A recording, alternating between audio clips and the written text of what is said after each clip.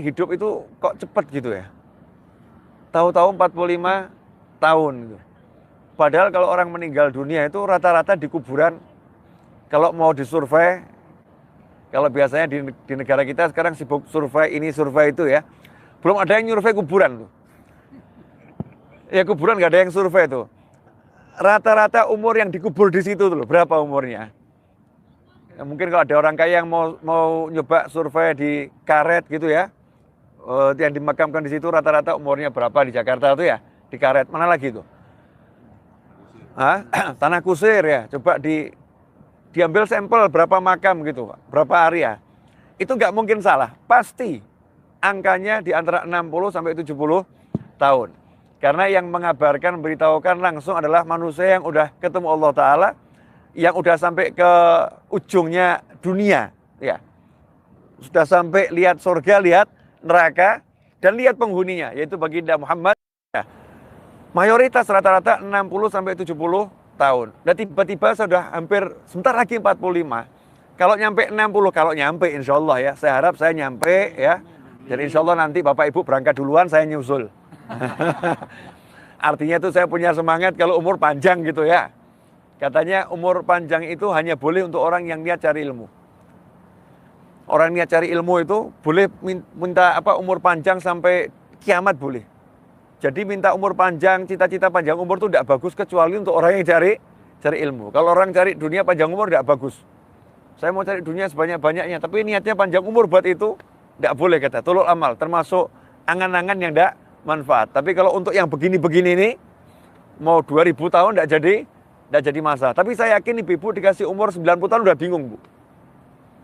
Kalau ibu sampai umur 90 tahun, itu mungkin anak ibu meninggal duluan.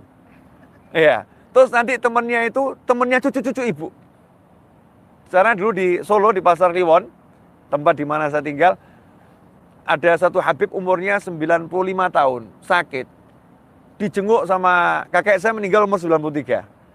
Dan tidak pikun, sehat alhamdulillah. Ini umur 95 tahun, ada satu Habib di Pasar Kliwon sana, dijenguk sakit di rumah sakit.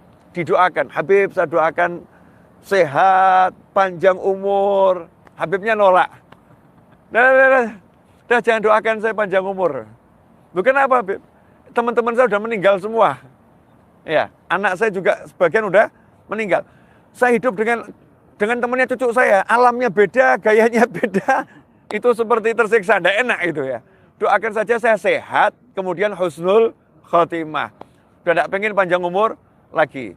Jadi manusia itu tambah umur belum tentu pengen tambah lagi. Apalagi kalau yang sangat cinta sama pasangannya, Masya Allah. Mungkin ibu-ibu kalau nanti ibu ya sudah panjang umur, suaminya berangkat duluan, kira-kira ibu pengen cepat nyusul atau kamu berangkat aja deh, saya belakangan gitu. Rata-rata kalau udah suaminya meninggal di masa tua itu, ya pengennya cepat-cepat bisa nyusul, yang cinta bener loh ya. Kalau cintanya ya kurang bener sih ya cari ganti. Ya kawin lagi itu. Yang cintanya kurang bener, cari ganti. Kalau yang cinta beneran kuat. 60 sampai 70 tahun. Dan fakta maksudnya buat hati tidak enak. Apa kira-kira? Nih Pak Romi bisa jawab cepet ini. Setelah dipikir ujung-ujungnya duit. Ujung-ujungnya duit, cari duit, iya. Kemudian ketemu orang macam-macam urusannya duit, itu buat pusing. Dan cek, yang buat kita tenang seperti apa? Ya ini, duduk, gelar sejadah. Apapun masalahnya, yang buat kita tenang ya duduk, gelar sejadah. Terus apa lagi? Ketemu dengan orang-orang yang nggak ngobrolkan duit. Orang-orang yang punya duit, kalau udah kumpul nggak ngobrolin duit, betul kan ya? Ya gimana kabarnya anak, sehat? Ya diobrolkan kan itu, begitu ngobrolkan duit, pusing lagi. Ya pusing lagi. Lah yang nggak punya duit, yang nggak punya duit, masa kumpul ngobrolkan duit. Maka kita lihat orang-orang yang nggak punya duit itu hiburannya apa? Duduk di pos, di cakruk gitu ya. Masing-masing nggak pernah ngobrolkan duit, ayo asik saja itu ya. Seneng. Begitu tidak ngobrolkan duit, pikirannya tenang. Maka resep tentrem itu sederhana. Tinggalkan dunia. Ya, dunia ditinggalkan itu otomatis hidup enak. Saya mau ngasih contoh sederhana ini. Tapi pasti setan udah mulai bekerja nih. Saya merasakan setan mulai bekerja nih, mau merasuki pemirsa juga ini. Karena begitu saya ngomong langsung setannya bekerja nih. Ini udah mulai datang setannya nih. Saya bisa merasakan ini. Nanti akan saya buktikan. Tadi pagi itu saya belanja cari oleh-oleh. Karena yang harus saya oleh-oleh kan banyak itu. Apalagi yang teman-teman di majelis itu kan ya. Yang lihat yang biasa buatkan kopi, kelihatan wajahnya. Wah, ini harus dioleh-olehin ya. Yang nyapu, ya, kelihatan wajahnya. Ini harus dioleh-olehin. Ini wajahnya muncul semua ini. Akhirnya saya bilang sama istri saya, udah kamu cari oleh-oleh di sini. Ini uangnya kamu bawa semua ya. Saya tak bawa 400 real saja. Insya Allah barokah. Semua saya bawakan istri saya itu uang. Cari oleh-oleh. Terus saya pergi ke dekat Ma'la, itu ada pasar Ja'fariyah. Masuk di situ. Ketemu teman-teman Indonesia. Ustadz, minta foto. Oh boleh. Masya Allah, minta foto. Masa orang minta foto ditolak? Kan amalnya gampang kan, menyenangkan hati. Ada satu rombongan Pontianak, 4 orang. Habib minta foto. Siap. Ya minta foto. Alhamdulillah. Selesai dia minta foto, saya belanja. Salah satu itu ada anak muda nyamperin saya dari rombongan itu. Kemudian masukkan suatu kantong saya. Saya bilang, apa nih? Hadiah Habib. Hadiah. Orang udah pergi, gak ada orang. Saya agak cari tempat sepi, saya hitung. Wah, berapa ini gitu kan ya. Ternyata dikasih 4 juta rupiah. Iya, 4 juta rupiah. Terus saya potret, saya kirimkan ke adik saya. Masya Allah. Uang serahkan semua sama istri, Allah nggak mau. Saya dikasih 4 juta. Udah kan? Terus tadi ini, malam ini, karena oleh-olehnya belum lengkap, uang saya habiskan semua. Yang 4 juta pokoknya diganti rial semua. Belanja habiskan uangnya. Duduk di lobi ada tamu. Ada tamu. Tidak lama Pak Boni ngasih saya amplop. Habib, ini buat Habib, Masya Allah. Betul Pak Boni kan ya? Jadi duit itu begitu tidak dipikir, ya nggak dipikir, lepaskan untuk nyenengkan orang, hati kita tentrem, tentrem, dan subhanallah, duit itu gak dicuekin, dia datang. Mirip ibu-ibu. Ya, jadi kalau dikejar, jaim. Tapi kalau kita agak jaim sedikit, nanti akan dikejar. Biasanya seperti itu Pak. Nah, yang belum berpengalaman, jangan coba-coba. Begitu nyuekin, ditinggal sekalian nanti. Nah, biasanya kalau saya jelaskan seperti ini, setannya itu masuk dan mengatakan, itu kan Habib Novel. Nah, iya, setannya ngomong, itu kan Habib Novel. Bukan kamu nggak seperti itu. Ini setan sudah kenalan sama saya lama ini. Beda level tuh. Kata setannya gitu, ini beda level. Itu syaitanir rajim. Ya. Setan yang masuk ke kepala, untuk membuat manusia itu melihat ini manusianya Habib Novel. Ya, Ustadz Fulan, bukan kamu. Lupa kalau itu semua dari Allah Subhanahu wa Ta'ala. Yang ngasih Allah, Tuhannya Allah, yang Maha Bisa adalah Allah Subhanahu wa Ta'ala. Nah, masalahnya sepele. Tiru aja saya, nanti insya Allah sama. Habib Novel ya makannya ya nasi, minumnya ya air, ya teh, ya kopi. Kan sama ya. Sholatnya bahkan Anda lebih hebat. Saya sholatnya ya biasa-biasa saja, zikirnya Anda lebih banyak, zikir saya ya biasa-biasa saja, karena saya thariqahnya Allah saya. Lah kadang manusia itu nyebelin, ya sama saldonya percaya, sama Allahnya nggak percaya. Iya kan? Sama saldonya percaya, sama koleganya percaya, sama Allahnya nggak percaya. Contoh misalnya, mau beli rumah, lihat saldonya nggak cukup, nggak berani beli rumah. Nggak berani beli rumah, lihat saldonya cukup, mantap beli rumah. Ya berangkat dia mau beli rumah, saldonya cukup. Di tengah jalan rumahnya udah dibeli orang. Oh maaf Pak, sudahlah, laku. Dibuat ruwet nggak bisa beli. Tapi kalau orang yang percaya sama Allah Subhanahu Wa Taala, punya duit nggak punya duit, hatinya tenang. Punya duit dia nggak ngurus, nggak punya duit dia juga nggak ngurus. Dan yang buat orang susah itu kalau dimasukkan ke dalam hati, tidak mungkin bisa tenang. Contoh misalnya, handphone nih. Handphone ini kalau kita taruh tas, kemudian tasnya jatuh. Tenang atau galau kita? Pecah enggak ya? Rusak enggak ya nih ya? Mulai cepet-cepet dibuka gitu. Apalagi lagi sholat, Allahu Akbar, tas taruh di samping. Terus ada orang dekat, ya, kresek gitu ya. Nggak khusyuk langsung nih. Waduh, ini kira-kira maling bukan ya? Mulai apa namanya, mikir yang aneh-aneh. Kenapa seperti itu? Karena ditaruh dalam hati. Lah itu yang buat tentram. Itu yang buat orang jadi galau. Kalau semua tidak ditaruh di hati, yang di hati hanya Allah Subhanahu wa Ta'ala, maka cukup modalnya itu sajadah. Ya, modalnya sajadah atau tanpa sajadah. Artinya cukup duduk ingat sama Allah Subhanahu wa Ta'ala, semuanya jadi enak, jadi ringan, jadi nyantai. Dan itu yang sudah kita praktekkan kemarin waktu mau berangkat. Waktu mau berangkat kan kita udah praktek ya, pesawatnya rusak. Ya, sampai batas waktu yang tidak bisa ditentukan. Teman-teman Balda juga pusing ini. Ini kalau kelamaan nanti bagaimana? Tapi wajahnya wajah disantai-santaikan gitu ya. Nah, disantai-santaikan, Pak Boni nyantai, kita santai gitu. Subhanallah gitu. Karena kita yakin, lah yang berangkatkan kita Allah kok. Pesawat tuh tidak bisa berangkatkan kita, yang berangkatkan kita Allah. Tuh banyak yang sudah berangkat naik pesawat, betul ya? Sampai Abu Dhabi, ada yang harus pulang. Katanya sampai Madinah bahkan ya, disuruh pulang. Tapi saya yang berangkatkan Allah Ta'ala, alhamdulillah pesawat kita rusak, tapi kita bisa berangkat. Dan alhamdulillah itu ngeteh, belanja yang lain, menikmati hidup. Nah itu kalau hidup dinikmati, tahu Allah yang ngurus semuanya, enak. Tidak ada yang salah. Jadi salah itu tidak ada. Karena kita akan belajar terus dari kesalahan. Oh apa ya hikmahnya ya? Oh apa rahasianya ya? Oh ada apa ya? Ada apa? Semuanya akan jadi nikmatnya luar biasa. Termasuk ya saya sekarang ada di sini, tidak paham saya. Tiba-tiba saya ada di sini, buat saya itu ya anehnya luar biasa. Kok bisa ya tiba-tiba ada di sini ya? Oh perasaan baru kemarin sepekan yang lalu ada di Indonesia. Tiba-tiba sekarang ada di Mekah. Katanya insya Allah besok akan pulang. Tapi begitu kita kaitkan semua ke Allah, lapangnya luar biasa.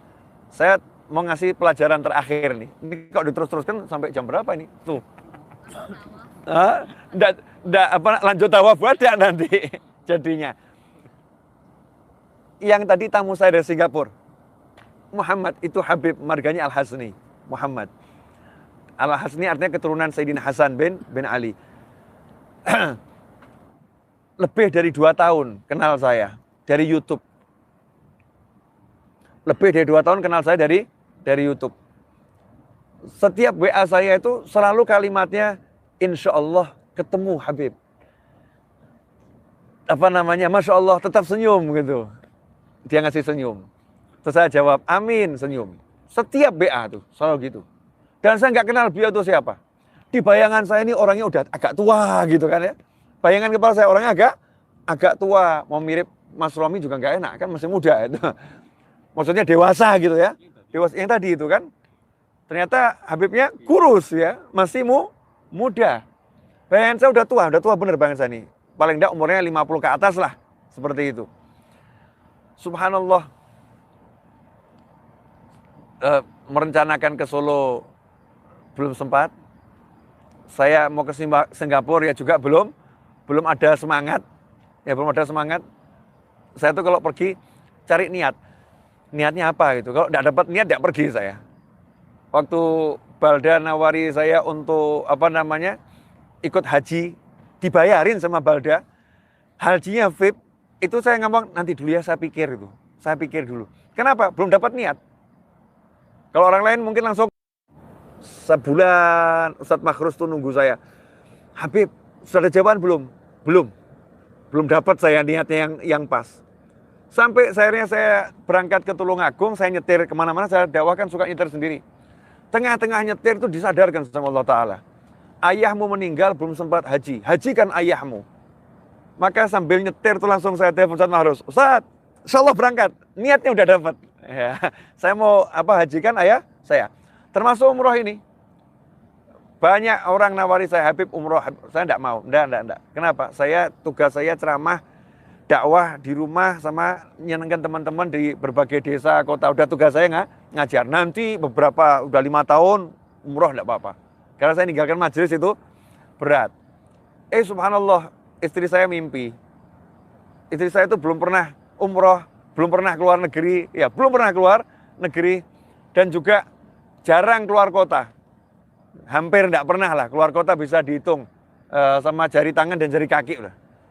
Ya sejak saya menikah dari 2001 tuh bisa dihitung dengan jari tangan dan jari kaki itu. Tidak pernah. Hidupnya ya ngurusi anak sama ngurusi mertuanya, nemeni mertuanya, ibu saya. Mimpi. Begitu mimpi, katanya lihat Ka'bah, dalam mimpi dibilang itu Ka'bahnya yang kamu lihat masih kecil, nanti kamu lihat yang besar. Kurang lebih seperti itu. Bangun tidur cerita kok mimpi kok aneh gitu ya. Oh ya sudah. Berarti kamu harus umroh. Nah, tapi saya belum pastikan waktunya. Ya waktunya belum pastikan. Singkat cerita akhirnya muncul niat. Ini masa dititipkan orang kan nggak bener saya. Saya nggak bener. Saking beratnya ninggal majelis itu. Nggak bener. Udah saya mau antarkan. Ya saya mau antarkan. Begitu ada niat berangkat ya untuk mengantarkan. Nah, ikhwani rahimakumullah, kalau hidup ini kita pikir-pikir ruwet, tapi kalau kita nggak mikir pasrah sama Allah kan jadinya enak. Nah, ini Habib yang tadi ini pengen ketemu sama saya, nggak ketemu.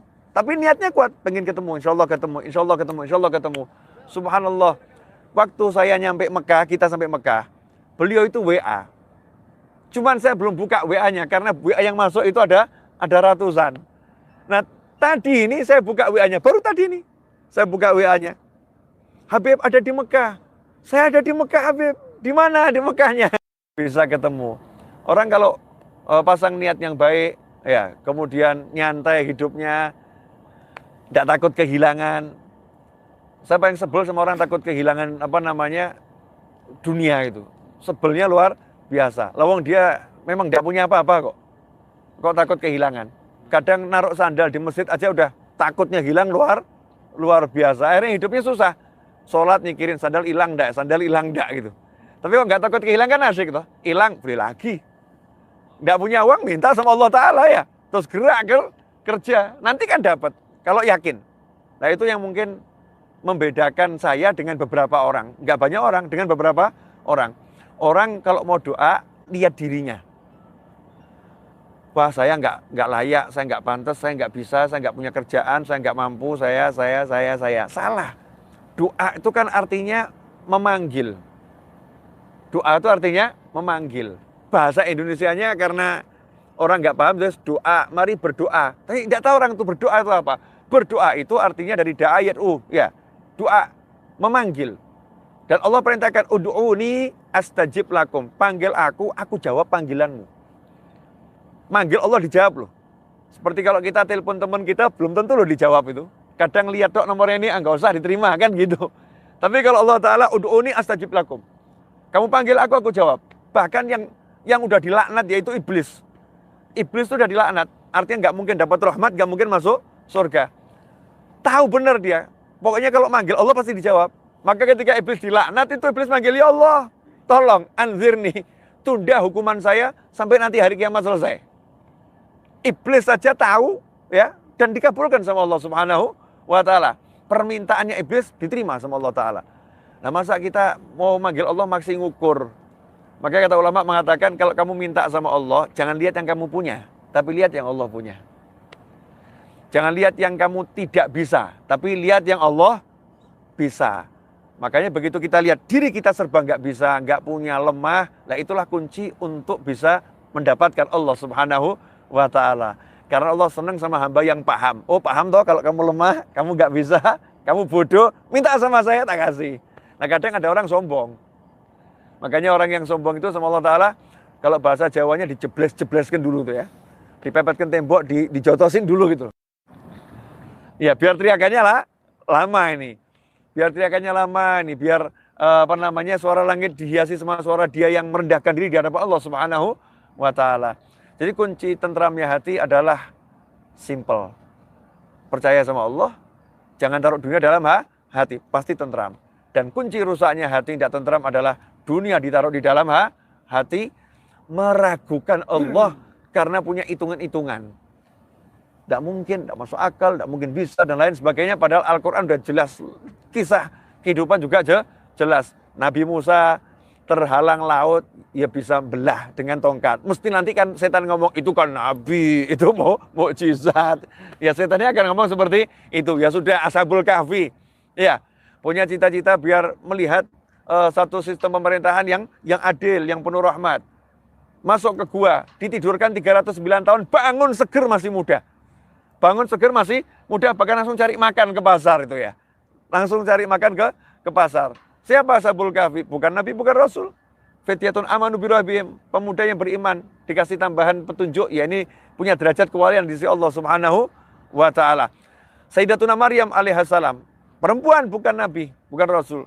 Masih kecil duduk di kamarnya dikunci, bisa dapat makan dari sisi Allah Subhanahu wa taala.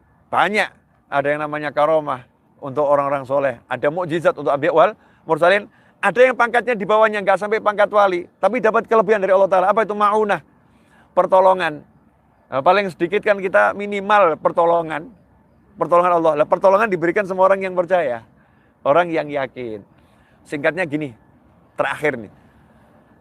Kalau misalnya Pak Romi ini, misalnya ya, Pak Romi ahli masak. Amin. Misalnya ahli masak. Terus bilang sama saya, Habib, makan malam jangan khawatir, saya yang urus. Saya yang urus. Habib minta masakan apa? Spaghetti, saya bilang, spaghetti. Siap. Terus saya nanya, Pak, memang betul bisa? Bapak udah pengalaman. Kira-kira sebel enggak itu? Saya ragukan kemampuannya, sebel enggak itu? Sebel. Akhirnya, ya udah Beb, ya, silakan cari aja ke warung gitu ya. Ini uangnya silakan cari sendiri. Kesel gitu kan, karena nggak Nah sama Allah Ta'ala gitu. Sama Allah itu tinggal kita percaya, nggak usah nanya, lanjutkan kehidupan.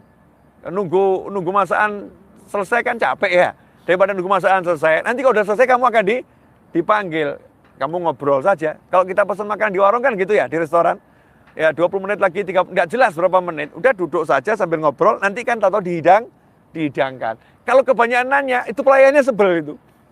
Ya pelayannya sebel. Atau mungkin katakan, maaf Pak, habis Pak ya. Dan lain sebagainya dipersulit. Naudzubillah min dzalik. Nah hidup ya seperti itu. Yakin sama Allah, percaya sama Allah. Dan Alhamdulillah jam 1 kurang 5 menit. Ya. Jam 12 kurang 5 menit. Insya Allah kita sampai ke hotel jam 12:04. Packing. Bisa istirahat sebentar, jam 4 bisa lanjutkan untuk tawaf, wada, kemudian sholat subuh berjamaah, terus kembali ke hotel, mandi, sarapan, atau sarapan baru mandi, terus tinggal nunggu busnya masuk jalan ke Jeddah insya Allah. Ya, terus nanti bisa balik ke sini lagi insya Allah. Amin Allahumma amin. Minta maaf atas semua salah saya, dan saya juga mintakan maaf atas salahnya Pak Boni, ya, dan Ustadz. Ya, dan semua kru Balda kalau ada kekurangan minta maaf yang sebesar-besarnya, dan Ustadz saya juga mintakan maaf sekalian kalau saya dan kawan-kawan ini agak bandel. Saya yakin pasti dimaafin, makanya saya minta. Jemaahnya juga suka ngeselin kok, Bib. Jemaah juga suka ngeselin, minta maaf juga. Ya, makanya itu kita sebagai jamaah kita kan minta maaf. Insya Allah ini jadi umroh yang barokah. Insya Allah menyenangkan. Dan kita minta mudah-mudahan yang terbesar ini bisa menyenangkan orang tua kita. Ya, dalam kehidupan dunia maupun akhirah. Karena tidak ada derajat lebih tinggi buat anak selain birrul walidain. Hakadza wal afu minkum. Wassallallahu alaihi wasallam wa alihi wasallam. Walhamdulillah. Wassalamualaikum warahmatullahi wabarakatuh.